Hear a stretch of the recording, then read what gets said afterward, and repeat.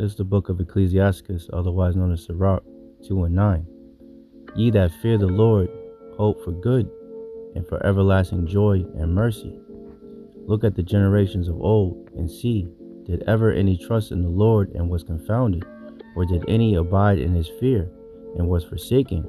Or whom did he ever despise that called upon him? For the Lord is full of compassion and mercy, long-suffering, and very pitiful, and forgiveth sins, and saveth in the time of affliction. First off, I want to start off by giving all praises, honor, and glory to Yahawah, Bahasham, Yahawashi, Bahasham, Kadash. I want to give double honors to the apostles and the elders of GMS who teach and rule well, who taught me his truth. Salutation, you brothers and sisters that are out there listening and learning, fighting this good fight of faith. And salutation, my fellow brethren that are pushing this word in all truth and sincerity. To you all, I want to say shalom.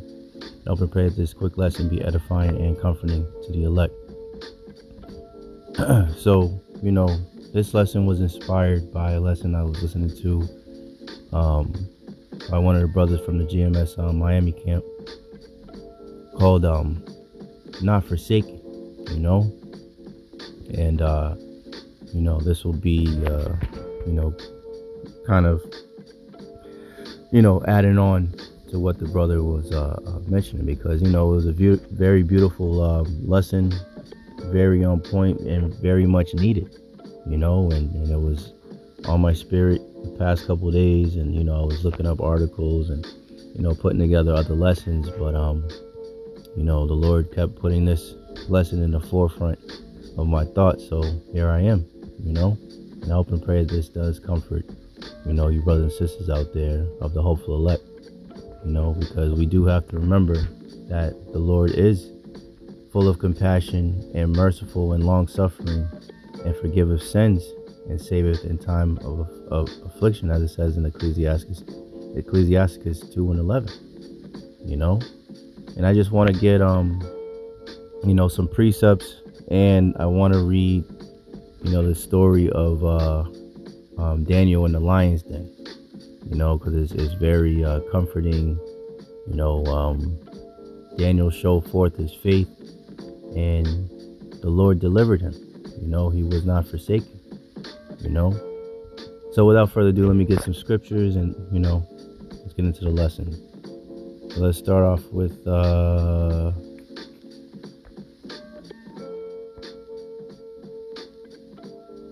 matter of fact, let's go straight to the story. So this is from the Apocrypha, and it reads, it's from the history of the destruction of Bel and the dragon, cut off from the end of Daniel. So this is from the end of the book of Daniel, right? And a quick,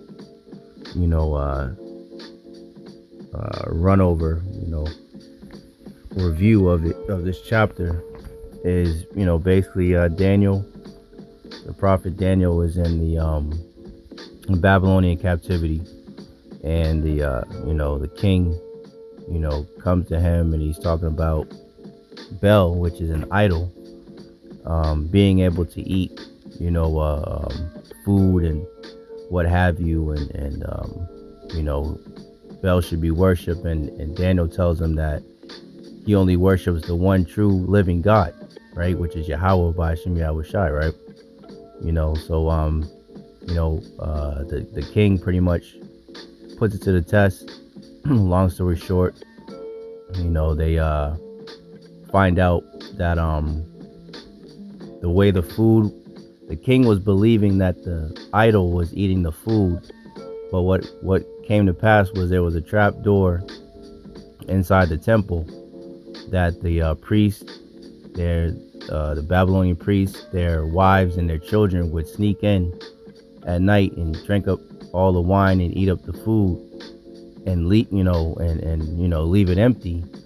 So then when the king came in the next day, it was nothing there. So the king was believing that Bel, the idol, was eating it. So Daniel exposed that, and the king was rightfully so, he was angry because he was played, and he had all of them deleted, all of the priests, the wives, and the children, right? They're all taken out.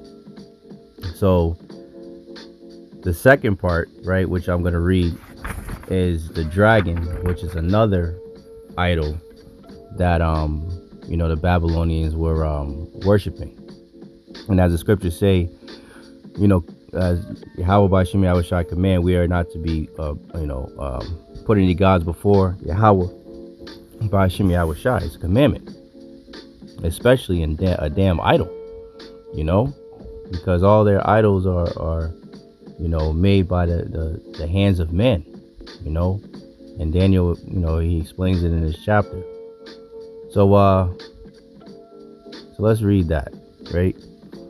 So this is in the Apocrypha, History of Bel and the Dragon, right? And this at the end of the book of Daniel, right? They had took it out. So I'll start off at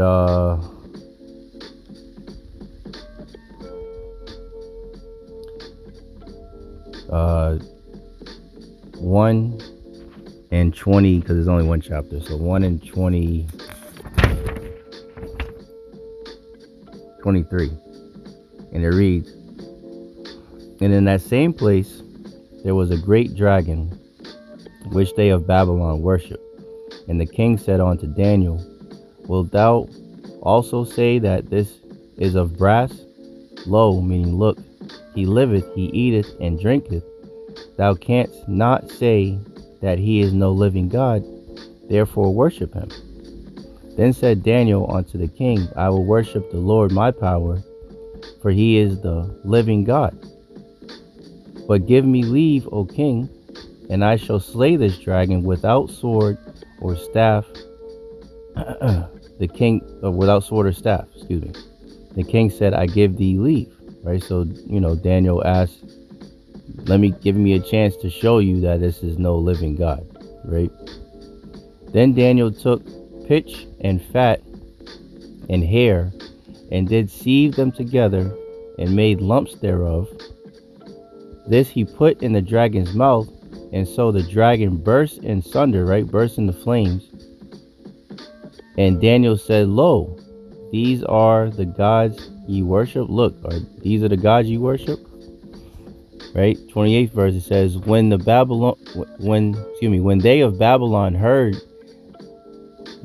that, they took great indignation and conspired against the king, saying the king is become a Jew, right? So they're basically, saying that he's, in league with the Israelites, and he's no longer worshiping their gods, their idols, and he's traded sides, so to speak, right? So it says,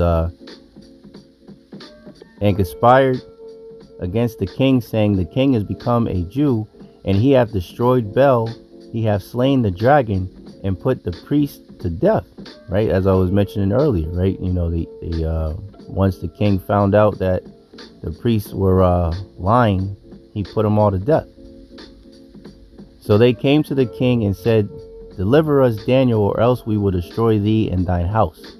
Now when the king saw that they pressed him sore, being constrained, he delivered Daniel unto them, right? So they were pressing him, saying, either you deliver him or we're going to take you and your family out. 31, it says, who cast him into the lion's den, right? Daniel. They cast Daniel into the lion's den, where he was 6 days.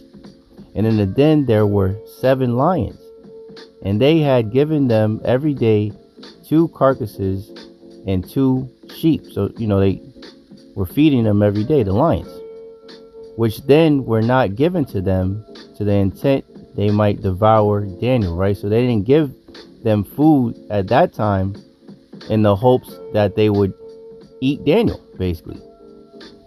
33, now there was a prophet called Habakkuk, who had made pottage and broken bread in a bowl, and was going to the field for to give it to the reapers. But the angel of the Lord said unto Habakkuk, Go, carry the dinner that thou hast into Babylon unto Daniel, who was in the lion's den. And Habakkuk said, Lord, I never saw Babylon, neither do I know where the den is.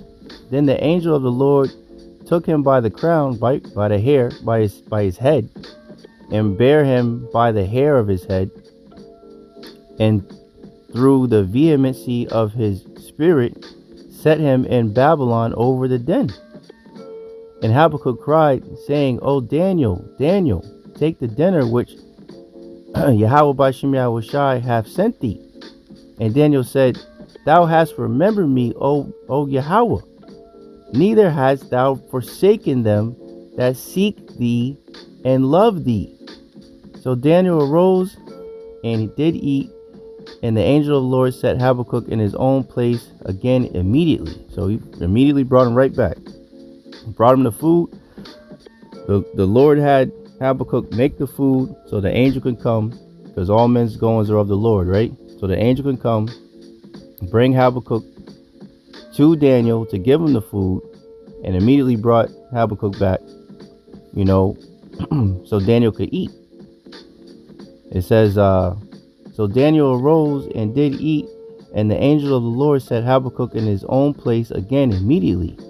Upon the seventh day, the king went to bewail Daniel, right? He thought for sure he was gone, man. He thought for sure he was out of there. And when he came to the den, he looked in, and behold, Daniel was sitting. Then cried the king with a loud voice, saying, Great art thou, O Lord, power of Daniel, and there is none other beside thee. And he drew him out and cast, and he drew him out and cast those that were the cause of his destruction into the den, and they were devoured in a moment before his face. Which reminds me of, we had, the Purim, not too long ago. And that was the whole thing with, what's that devil's name? Haman. When Haman built the gallows to have the Israelites hung on them, and he actually fell in his own device that he set to destroy the Israelites, man. Let me get that real quick.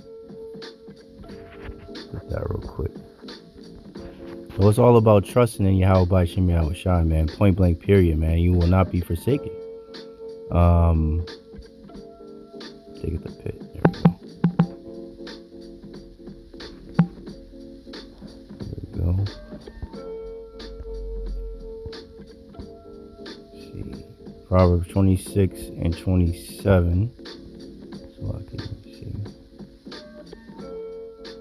Yep. Proverbs 26 and 27. Whoso diggeth a pit shall fall therein, and he that rolleth a stone, it will return upon him. Right? So they set, in this, in this book of Daniel, history of the Bell and the Dragon. They threw him into the lion's den to have him devoured, and it didn't work. The Lord delivered him from that. And actually, the same people that threw him in there, they were actually devoured, man. Call Halal Yahawah Bahasham Yahawashi, man. The Lord got everything on lock, man. Everything on smash, so to speak, man. The Lord got everything under control. So let's get Psalms 37 and 25. I have been young and now am old, yet have I not seen the righteous forsaken, nor his seed begging bread. Right? So Yahawah Bahasham Yahawashi is not going to forsake the elect, man.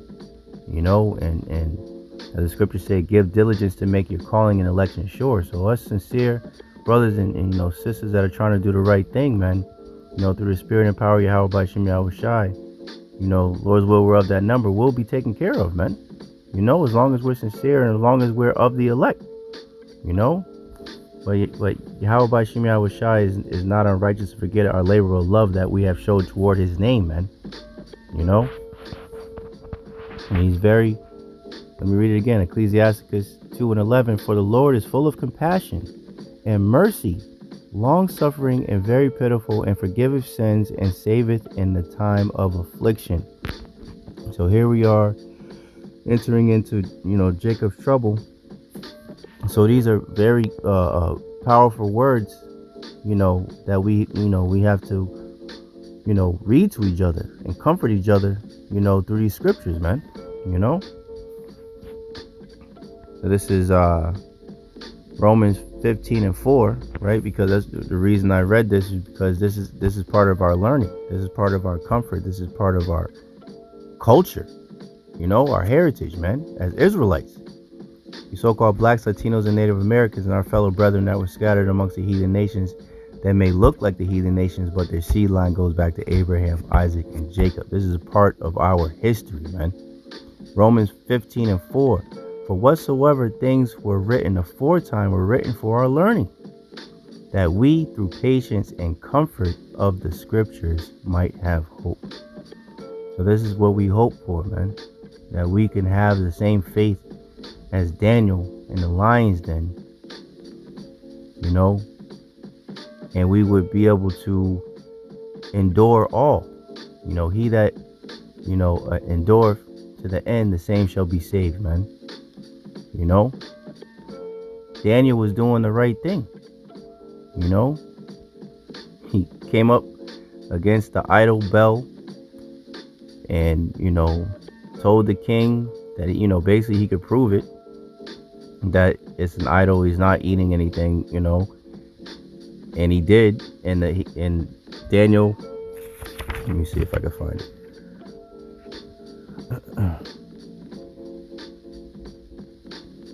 Let me see. History of Bel and the Dragon, 1:21. It says, well, I'll start at 20. And the king said, I see the footsteps of men, women, and children. And then the king was angry. Because if you read up, Daniel had his servants put ashes on the ground so there would be traces of them in there, so the king would know. And they put the king's signet on the door so that, the king would know that nobody entered in or out, but they had a little trap door under the table of the idol that they snuck in and out to eat the food, and all that. So they were fooling the king, so the ashes on the ground that the priests weren't aware of, because it was only the king and Daniel that were in the room, and the servants, obviously, when that was, going down, when the ashes were being placed. So then when the king came in and he seen all the footsteps all over the place, and he already knew what time it was. So it says,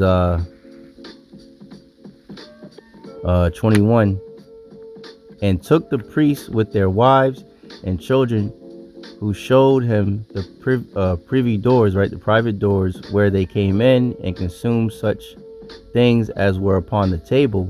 Therefore the king slew them, and delivered Bel into Daniel's power, who destroyed him and his temple, man. So Daniel was doing a great thing. He was worshiping the Lord. He wasn't worshiping no damn idol or any of that, even in the face of the king of Babylon, at that time. And then he did it again with the dragon, the other idol. And that's when the people of Babylon heard about it, and they got upset, and they cast him into the lions den. They threatened the king and his family, and they cast him into the lions den. And even still, Daniel kept his integrity, and the Lord delivered him from all, and he wasn't forsaken, man. And that's the point of this lesson. So let me end off on, get a few scriptures on faith.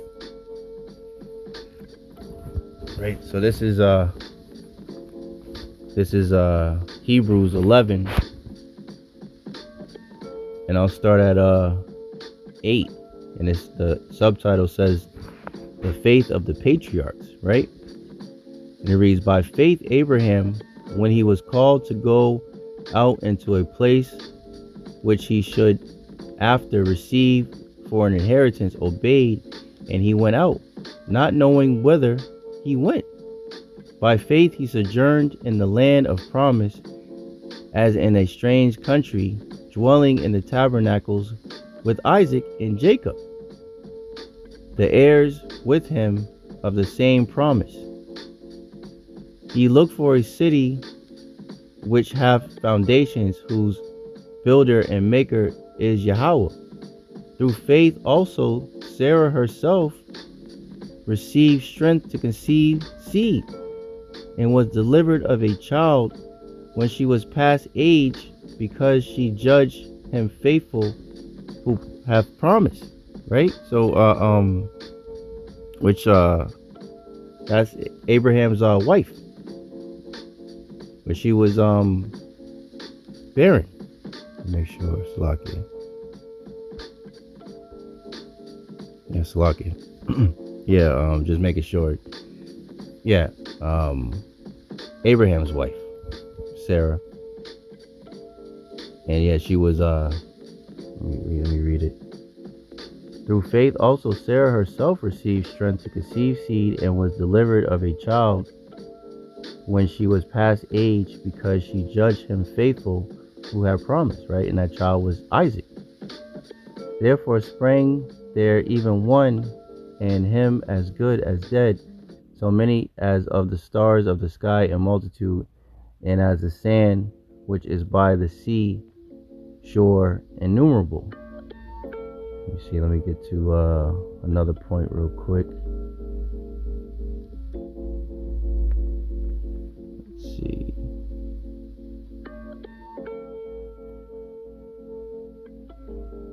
There was another point, Salaki, I wanted to get.